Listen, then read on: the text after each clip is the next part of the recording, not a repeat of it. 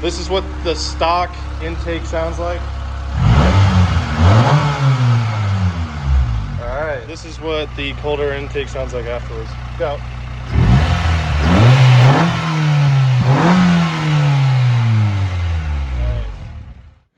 Hey guys, tomorrow we'll be installing a cold air intake on the 2000 Honda Civic SI. We got the blue color to kind of go with the color scheme of the car. It comes with 2 pipes, 2 connectors, a couple tighteners.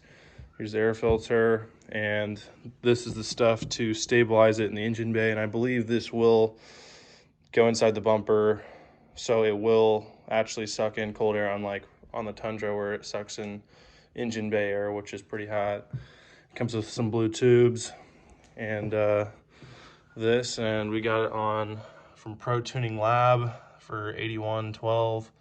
This is the red one, we got the blue one, but it's the cheapest cold air intake that I can find that actually sucks in cold air. All the other ones are short ram, but yeah, it seems pretty high quality. The welds look good. We'll see how this works on the Civic.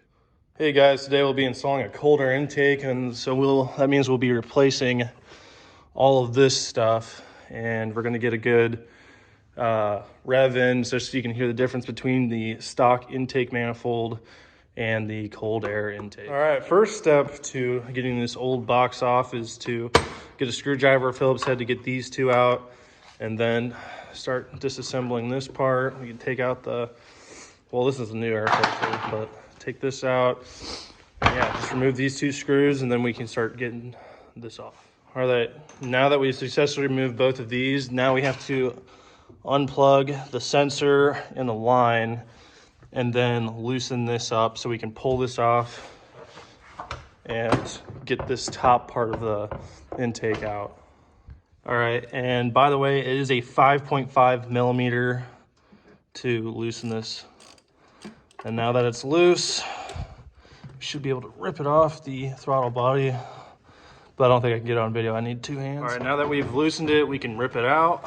So this is the stock intake, and we need to get this out to go into the cold air intake, and we need this little clamp as well. But yeah, this is the stock one, pretty bulky, and this is where the new cold air intake is going to go, I believe. Before we start actually assembling the cold air intake, here's just kind of like a mock-up. It's being held at the throttle body, and it's actually going to go into an existing hole, so it's actually really a cold air intake, unlike the Tundra, which does suck in engine bay air. This will be sucking in nice cold air.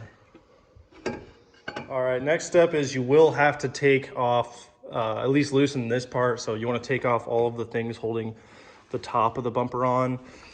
And then there's a screw right here that I already took out, and then one right here, so we can kind of droop this side of the bumper to expose where we're going to put the air filter for the cold air intake. All right, up next, with the pipe with the down bend on it, put the air filter on and tighten it with the screw right there. And I did have to use the oven to heat up the plastic a little bit because it was pretty cold outside and nothing wanted to fit together. But this is we're gonna fit up through the bumper and out through there so we can match up with the other pipe. All right, we moved the sensor from the stock intake and we put it in the black part of the cold air intake. And then we're gonna use the new PCV tube on the engine. All right, now we have this pipe mounted, and this is the old, I think it's like PCV or PVC tube. We tried to cut it, but we're gonna have to cut it with something stronger in the next video. But replace it with the blue tube and reuse some of the clamps on it, and then also plug it in. And then we're gonna have to put some duct tape on this hole to cover it up because the B16 does not need a second one. All right, up next is, before we put the pipe in here, we have this little rubber grommet to go around here, but it doesn't like to fit. So we're gonna cut little pieces out and put it around this hole, so when it vibrates, it doesn't make a rattling sound when you're driving. Up next, we're stuffing the pipe with the filter in it into the bumper. We didn't go all the way because we didn't want to do it. We're gonna pull it out through here. So we can connect it to this pipe. All right, so this is the side of the car where we have this bumper kind of pulled out. This is where it's going to draw air from the filter, and then it goes up through the hole up there and then into the engine bay. But yeah, just shove this through the bottom up there, and yeah, it's truly a cold air intake because it's sucking in cold air from the bumper. All right, now that you have it tightened here and here, it did have some mounting hardware, but we're gonna go on a drive to see if it needs it, and we do have the stuff around it. Some of it did come off, but we're gonna see if it needs it or not. And yeah, this is what the cold air intake looks like. You only needed one out of the 2 tubes.